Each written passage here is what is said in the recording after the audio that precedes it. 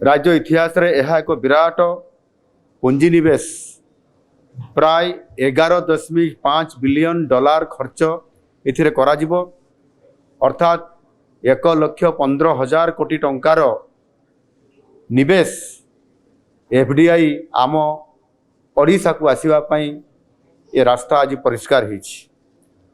आज ओडिशार शिल्प इतिहास रे एक बहुत बड़ एवं गुरुत्वपूर्ण दिन आम ओडिशा सरकारंकर इपिकल एवं यूएई र सबुठारु बड़ व्यावसायिक गोष्ठी आईएचसी मध्य एक ऐतिहासिक एमओयू बुझामणा पत्र स्वाक्षरित होइछि। ओडिशार एक एल्युमिनियम प्रकल्प प्रतिष्ठा पाई एही सहयोगिता तार आज संपन्न करा जाइछि। आबुधाबीर एही प्रमुख कंपनी आईएचसी सहित एही चुक्ति केवल गोटिए ये प्रकल्प नुहे बरं ओडिशा और मध्यप्राच्य मध्य व्यवसायर एक सबुठारु बड़ ये होछि प्रवेश द्वार।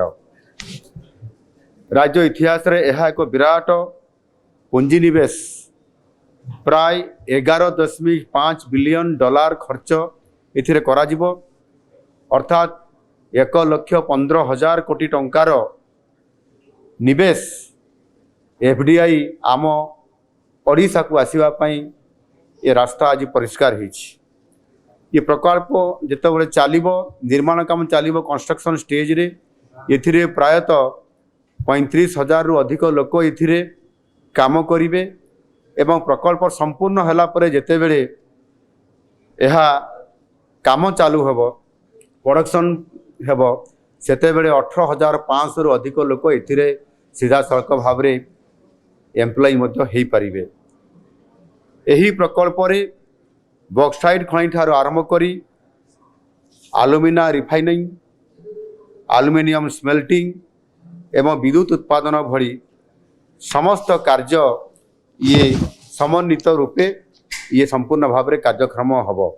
यही बड़ प्रकल्प द्वारा ओडिशार छोट छोट जो शिल्प एमएसएमई यंत्रांश निर्माता एवं परिवहन लॉजिस्टिक सेवा जोगाउथुवा लोके माने मध्य संपूर्ण भाव में डायरेक्टली एवं इनडायरेक्टली समाने मध्य समस्ते बेनिफिट हो पारिबे। केवल कारखाना केवल नुहे आईएचसी सहित मिसी गवेषणा आर&डी डिजिटल सिस्टम एवं ओडिशा रे सेंटर ऑफ एक्सीलेंस तार प्रतिष्ठा करिया पाई मध्य आम सरकार तरफरु एथिरे उद्यम करा जिवो। आमर युवपीढ़ी नुआ जुगर प्रजुक्ति विद्या रे दक्षता अर्जन करने सहित सामान्य किभली भाव में यही ही स्किल है संपूर्ण भाव में एम्प्लॉय हो पारे तार समस्त व्यवस्था एठारे करा जिवो। जो आमर विजन अच्छी 2036 समृद्ध ओडिशा ताकू साकार करने पाई जो आज ऐतिहासिक पदक्षेप निया जाइछि ता निश्चित भाव में साकार हो पारिबो।